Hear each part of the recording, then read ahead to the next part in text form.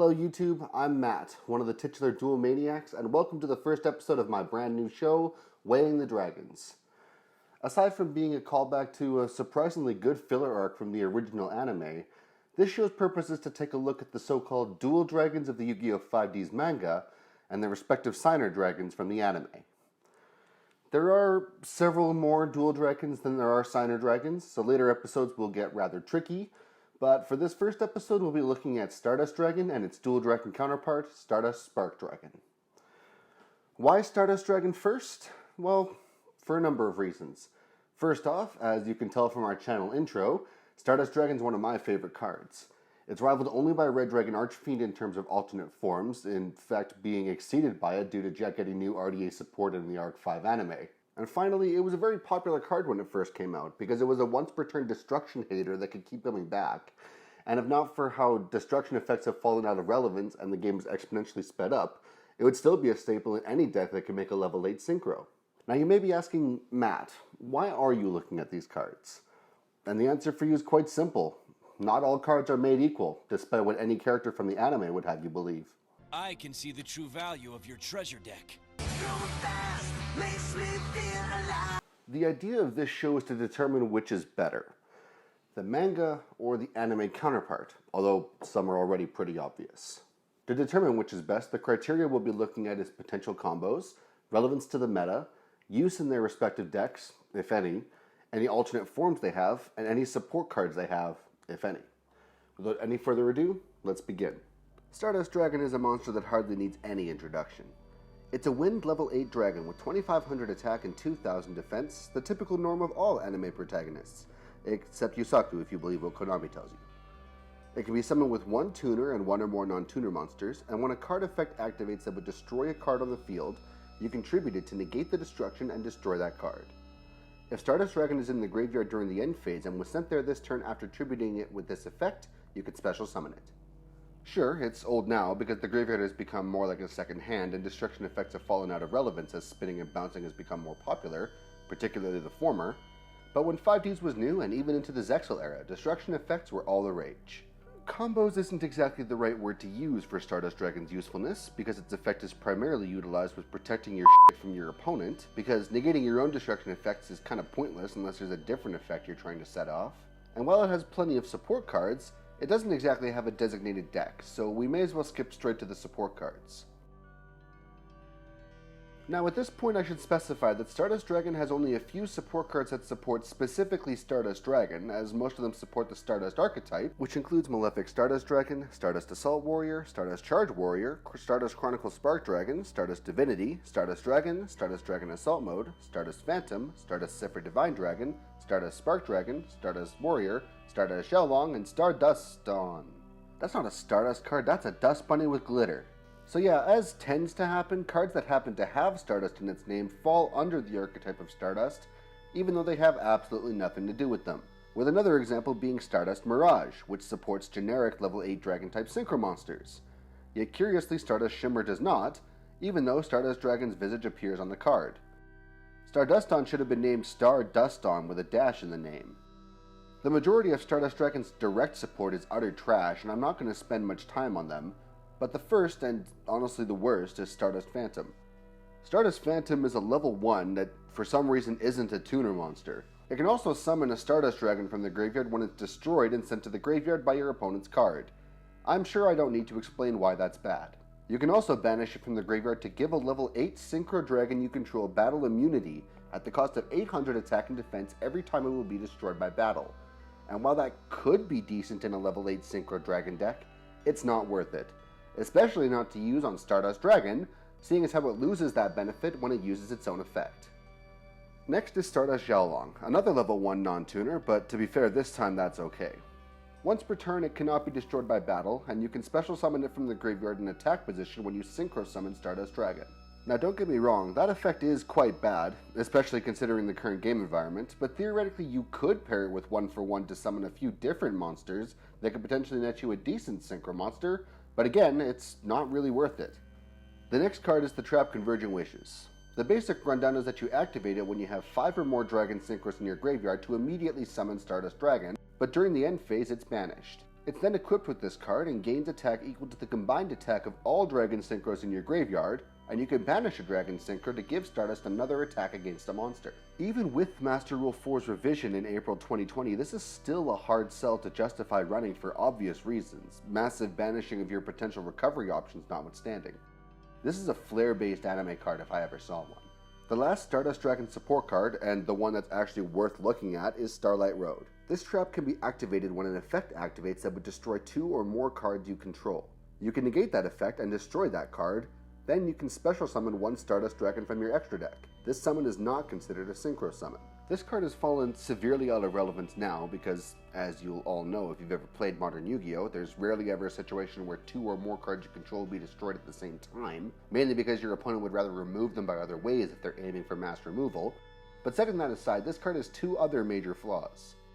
Flaw number 1, it's a normal trap card instead of a counter trap, meaning your opponent can react to the activation of it with something else that could be detrimental to your play, such as Trap Stun, which would make activating Starlight Road useless. Flaw number 2, because it special summons Stardust Dragon without being considered a synchro summon, Stardust Dragon's effect can only be utilized once, because without being properly synchro summoned, Stardust Dragon's effect cannot special summon itself back to the field, almost making it pointless that it can summon Stardust in the first place. All of the rest of the Stardust support is for the Stardust archetype, so we'll take a quick peek at the non-Dragon Stardust monsters before we move on. Stardust Divinity is a light level 12 fairy synchro monster with 3000 attack and defense, and it can be summoned with a light tuner and 2 or more non-tuner fairy monsters. It can only be summoned by synchro summon and is a match winner made after Victory Dragon, which means it can't be used in a duel and will never need to see the ban list, unlike Victory Dragon itself, which was made before Konami realized what they were doing by making the card. Stardust Warrior is a very interesting monster. It was released in the Synchron Extreme Structure deck, and unlike Stardust Dragon, is an Excel Synchro monster. Is it still socially acceptable to say that? It's a Wind level 10 warrior with 3000 attack and 2500 defense, a generic summon, synchro monsters as materials notwithstanding, and it contributes itself to negate your opponent's special summons, naturally summoning itself back during the end phase, and if it's destroyed by battle or leaves the field by an opponent's card effect, you can special summon one level 8 warrior synchro monster, the summon being treated as a synchro summon. It can be tricky to get out, but if you manage to get it out alongside Stardust Dragon or some of its evolved forms, it can effectively lock your opponent out of some of their plays unless they're willing to take a hit to bypass them. Stardust Assault and Charge Warriors are the last of the Stardust Synchro monsters that aren't dragons, so let's get them out of the way. Stardust Charge Warrior has a soft draw 1 effect and can attack all special summoned monsters your opponent controls, but it's more useful as a level 6 for Xyz plays as it only has 2000 attack, so I'm sure you can imagine how well that'll work. Stardust Assault Warrior is more junk support than anything, although if you summon Junk Anchor with its effect you can immediately go into Crystal Wing, with a fairly underwhelming piercing effect stacked on top. Wait, what's this? This monster is a retrained version of Stardust Charge Warrior. The only difference is that Assault Warrior has 100 attack more and 100 defense less than Charge Warrior? Wow. Great to know. Thanks, Yu-Gi-Oh! Wikia. Lastly is Malefic Stardust Dragon, which is a dragon, but it has no relevance to the archetype and is barely worth mentioning in this video, let alone discussing. If you really want to hear someone's opinion on Malefic Stardust, or Malefics in general, go watch the Malefic Archetype archive by Rada, which is much more concise and much better written. Now here we are, finally advancing to Stardust Dragon's evolved forms, where we have 5 to look at. Majestic Star Dragon, Stardust Dragon Assault Mode, Shooting Star Dragon, Shooting Quasar Dragon, and Cosmic Blazar Dragon. Cosmic Blazar Dragon is technically an evolved form of Stardust Dragon in an alternate timeline, but seeing as how it follows the Stardust evolution closer than Shooting Quasar in terms of being the same attribute, I decided to lump it in. Majestic Star Dragon is a horrible abomination. I mean a Wind level 10 dragon-type synchro monster with 3800 attack and 3000 defense. It requires Majestic Dragon, Stardust Dragon, and 1 non-tuner for its summon. Majestic Dragon is this tiny level 1 dragon tuner with 0 attack and defense that can only be used as a synchro material for a Majestic Synchro monster, of which there are exactly 2 in the game and they're both level 10, so get that shit out of here. Majestic Star Dragon and Majestic Red Dragon, as we'll discuss next episode, are extremely unique, mainly because they're almost impossible to summon unless you build your deck around them. They're gimmicky cards that were only used in the anime to defeat strong monsters that the opponent already controlled, something that would never work out in your favor because by the time you had the crap ready to go to face your opponent's big-ass monster, the duel's either over already or your opponent's got Zushin on the field. Majestic Red Dragon was only summoned twice in the entire anime, once to defeat Earthbound Immortal Asilapiscu, and once to defeat Robojack's Technicolor Red Dragon Archfiends, while Majestic Star Dragon was used 4 times. Twice to defeat Earthbound Immortals, once to defeat Mechlord Emperor Weisel, and wants to fight the Iceer during the WRGP. As a quick effect, when your opponent activates a card or effect, you can tribute Majestic Star Dragon to destroy all cards your opponent controls. It's important to note that it does not summon itself back afterwards, but we'll come to that. Once per turn, you can target one face-up monster your opponent controls and negate its effects until the end phase, and you can activate one of those effects once as this card's effect. Then, like Neos before it returns to the extra deck during the end phase. But unlike Neos, at least it has the courtesy to summon Stardust Dragon back to the field in the process. Well, goddamn, that's quite a lot of power for a card like this. Your opponent's got a super powerful monster on the field, and barring targeting immunity, you can negate that effect, then use it once as your own effect. What an excellent way of dealing with a problem monster, and at 3800 attack, there's not much that can actually resist it. The nuke effect is fantastic too, because whenever your opponent does pretty much anything, their whole field gets wiped. But there's one major flaw that I'm sure you noticed, and that is the asinine summoning condition, meaning that the chances you even summon this thing are low. Next on our list is Stardust Dragon Assault Mode. This monster is a member of the Assault Mode lineup, a series of monsters containing 7 titular Assault Mode monsters, the trap card Assault Mode Activate, and a few support monsters. These Assault Mode monsters are actually powered up synchro monsters, typically with more powerful versions of their effects, as you'll soon see. They're all summoned from the deck by tributing their corresponding synchro monster with the effect of Assault Mode Activate, which is a normal trap card. It's worth noting that Assault Mode Activate only summons monsters from the deck, which makes all Assault Mode monsters Gem Knight Garnet before Brilliant Fusion was cool. Stardust Dragon Assault Mode itself is a wind level 10 Dragon type effect monster with 3000 attack and 2500 defense. It cannot be normal summoned or set and can only be special summoned with its own effect or with Assault Mode Activate. You contribute it to negate the activation of a spell, trap, or monster effect and destroy that card, and if you successfully negated an effect with that effect, you can special summon Stardust Dragon Assault Mode during the end phase. If this card is destroyed, you can special summon one Stardust Dragon from your graveyard. Essentially, this is what Majestic Star Dragon should have been. Negate any activation by tributing itself, summon itself back, and only summon Stardust if it's destroyed. Weird how it took being added into a different archetype to give an evolved form of Stardust Dragon something that its original evolved form should have had. I'm not going to dwell too much on Stardust Dragon Assault Mode, but despite it requiring basically a slower version of a ritual summon only from the deck to work, it's leagues better than Majestic Star Dragon both in terms of how you summon it and whether it's actually useful. Plus, it can be summoned with its own effect even if it's not been properly special summoned, which means you could even summon it when a wild monster appears, as long as you can trigger its effect before it goes away. The next evolution is Shooting Star Dragon. Shooting Star Dragon is a level 10 Wind Dragon type Synchro with 3300 attack and 2500 defense. It requires Stardust Dragon and one Synchro Tuner monster, and you can excavate the top 5 cards of your deck, and for the rest of this turn, this card can attack a number of times equal to the number of Tuner monsters excavated. When your opponent activates an effect that would destroy a card on the field, you can negate that effect and destroy the card. If a monster your opponent controls declares an attack, you can target that monster, banish this card, then negate that attack. Special summon this banished monster back to the field during the next end phase. You can only activate these effects once per turn. Where Stardust Dragon had to tribute itself to use its effect and leave you wide open, Shooting Star Dragon remains on the field and prevents your opponent from attacking, provided of course they don't have targeting immunity. Unlike most monsters that gain additional attacks, Shooting Star Dragon does have a chance to not be allowed to attack at all, but I suppose being allowed to attack 5 times is worth the risk of being allowed to attack 0 times. If not for the fact that Excel Synchro monsters are so tricky to pull off even when Master Rule 4's revision comes into play, this card is still one of my favorites, and I would still put it in any deck if it could be summoned in that deck.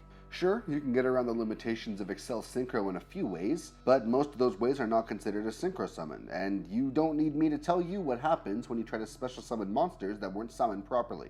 Super quick, I'd just like to take this time to mention Shooting Riser Dragon, which is sort of a younger version of Shooting Star Dragon in terms of design aesthetics. It's a level 7 Wind Dragon Tuner with 2100 attack and 1700 defense, and it requires just one tuner and one or more non-tuner monsters. Like most Synchro tuners, you can Synchro summon during your opponent's main phase, and to make up for being a level 7, it can change its level, unlike a certain other high-level Synchro tuner we'll discuss in a later episode.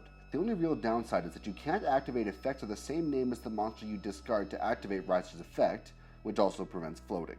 Alright, there are no more detours, so let's just steamroll right through the rest of the original Stardust's evolved forms. The next monster hardly needs any introduction, and his name is Shooting Quasar Dragon. This magnificent dragon is a light level 12 with 4000 attack and defense, and it requires one Synchro Tuner and 2 or more non-tuner Synchro monsters for its summon. It also has the following effect. Must be Synchro summoned and cannot be special summoned by other ways. This card's maximum number of attacks per battle phase equals the number of non-tuner monsters used as its Synchro material. Once per turn, during either player's turn, when a card or effect is activated, you can negate the activation, and if you do, destroy it. When this card leaves the field, you can special summon one Shooting Star Dragon from your extra deck. Sure, Quasar level negation with powerful floating is commonplace nowadays, but there's a reason why we call it Quasar level negation, and that's because before this monster, it was very uncommon to have an effect that lets you negate any effect or activation, with those effects usually having some severe drawbacks. The floating effect, while less useful now, was quite effective and can be used in any instance of shooting Quasar Dragon leaving the field, even if it's been equipped to a monster like Cyberdark Dragon. The only drawback is that unlike Stardust Warrior, whose floating effect is treated as a synchro summon, this one is not, so be careful with those attack negations. The primary drawback of shooting Quasar Dragon is that it's a level 12 that requires a minimum of 3 monsters that are all synchro monsters to be summoned. But because none of shooting Quasar Dragon's effects require it to have been properly synchro summoned to use, you can easily use something like Limit Overdrive to bypass the synchro summon requirement and slap this monster directly to the field. Sure, you still need to use synchro monsters, but this card allows you to return one synchro tuner and one synchro non-tuner to the extra deck, and then summon a monster with level equal to their combined level. And this is really easy to do with Needle Fiber helping out. Finally, the last Stardust Dragon evolution is Cosmic Blazar Dragon, another level 12 Synchro Dragon with 4000 attack and defense, this time a wind attribute. Cosmic Blazar Dragon is the final Cosmic Dragon in the Stardust lineup. Same summoning requirement as Quasar, so let's get straight into its effect. Must be synchro summoned and cannot be special summoned by other ways. You can banish this card until the end phase to activate one of these quick effects. When your opponent activates a card or effect, negate the activation, and if you do, destroy that card. When your opponent would summon a monster, negate the summon, and if you do, destroy that monster. When your opponent's monster declares an attack, negate the attack, then end the battle phase. Cosmic Blazar Dragon is basically a Solemn Judgment and a negate attack all rolled into one card, with its only flaw being that it doesn't have a floating effect if your opponent does manage to deal with it. You can even use the same strategies to bypass its complicated summoning condition as you can with shooting Quasar Dragon, and you'll suffer absolutely no ill effect of doing so. Why? Well, because it doesn't special summon itself back to the field, it's simply returned to the field. Big difference. Like I said, the only problem I have with it is that it doesn't float into anything if it dies, but that being said, even if it did float into something, most cards that can bypass this effect are cards that can prevent its effect from being used at all. Anyways, that brings us to the end of the Stardust Dragon line, so now we'll dive straight into the manga line, starting with Stardust Spark Dragon. It's a light level 8 Dragon Synchro with 2500 attack and 2000 defense with the following effect. Once per turn, during either player's turn, you can target one card you control, and once that turn, it cannot be destroyed by battle or card effect. While not as broad a range as Stardust Dragon's effect, Stardust Spark Dragon's effect does have use in terms of combos. For example, you could use this effect to protect your Vanity's Emptiness from destroying itself with its own effect, or you could protect itself from a nuke effect such as Black Rose Dragons or Dark Hole. Because it's a quick effect, you can use it to chain to pretty much any effect your opponent might use, meaning your opponent would have to be smarter about how they use their destruction effects or even battle. You can even chain it when your opponent tries to bounce Spark Dragon by protecting another card you control from destruction or battle. Also, let's be grateful it's not a f***ing tuner monster like it is in the manga, unlike a certain other card we'll talk about in a later video. Unlike Stardust Dragon, who had 5, Stardust Spark Dragon only has 2 evolved forms, and none of the Stardust support cards are geared specifically for Spark Dragon, unlike those 4 cards aimed at Stardust Dragon. So we may as well discuss them at the end, since they can work with all the monsters in the archetype, including some that they probably shouldn't support. First up is Stardust Chronicle Spark Dragon. This is a light level 10 dragon monster with 3000 attack and 2500 defense, and can be summoned with one Synchro Tuner and one or more non-tuner Synchro monsters. Already off to an interesting start, this monster is a semi-generic summon condition, Synchro monsters notwithstanding, but that arguably makes it harder to summon because multiple Synchro monsters is already a pain in the ass. But at least shooting Star Dragon requires a monster with decent stats so you don't need to rush to get rid of it. Also, its stats are lower than shooting Star Dragon's, but it's at least the same as Stardust Dragon Assault mode. Anyways, let's look at his effect.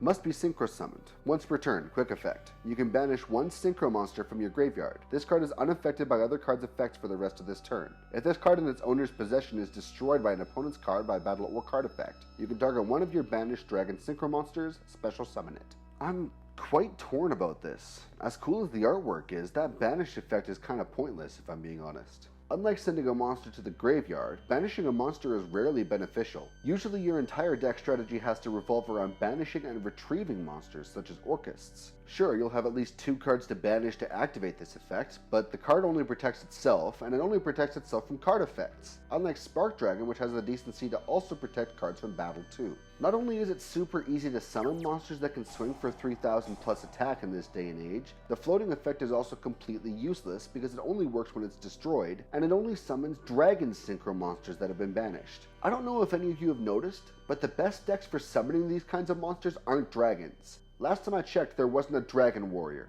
At least, no Yu-Gi-Oh card with that name. The next upgrade is far better. Stardust Cipher Divine Dragon is a light level 12 dragon-type synchro monster with, what else, 4000 attack and defense. It has the same summon conditions as the last two level 12 monsters and has the following effect. Must be synchro summoned and cannot be special summoned by other ways. The first time each card you control would be destroyed each turn by battle or card effect, it is not destroyed. Once per turn, during either player's turn, when your opponent activates a monster effect, you can negate that effect, and if you do, destroy one card on the field. You can banish this card from your graveyard, then target one level 8 or lower Stardust monster in your graveyard, special summon it. Aside from being probably one of the most badass looking Stardust monsters in existence, next to Starduston, this monster has a surprisingly powerful effect, if you can get past its limitation that prevents you from even being allowed to revive it if it was properly synchro summoned. But as with shooting Quasar Dragon and Cosmic Blazar Dragon, these cards aren't really the ones that you summon back to the field later, and can be easily bypassed by other cards that are geared towards these types of decks. Unlike Chronicle Spark Dragon, which hogs all of its protection for itself and leaves itself open for battle, all at the cost of banishing synchros from the graveyard, Cipher Divine Dragon protects all cards you control from destruction once per turn, regardless of if it's battle or card effect. So while it doesn't protect from bouncing or spinning, it at least has a blanket protection over all of your cards. Furthermore, when your opponent activates a monster effect, you can negate that effect and then just pop something on the board. It doesn't even need to be the monster you negated. Haha, take that, man-eater bug! The only issue I have with this effect is that unlike Quasar, it doesn't float when leaving the field, but instead you can special summon any level 8 or lower Stardust monster in your graveyard by banishing this card from your graveyard. Which isn't the worst effect in the world, because as we've seen, most of the level 8 or lower Stardust monsters are at least decent enough to get by if you need them to make a play, but with a 4000 body, it's much more likely that your monster is going to be spun back to the extra deck before you ever get a chance to even think about using that effect. That problem aside, this is a very good monster for Stardust Spark Dragon's line to go out on. I just wish that Chronicle Spark Dragon had a better effect because it really drags down this branch's lineup. Let's knock out the rest of the Stardust support, shall we?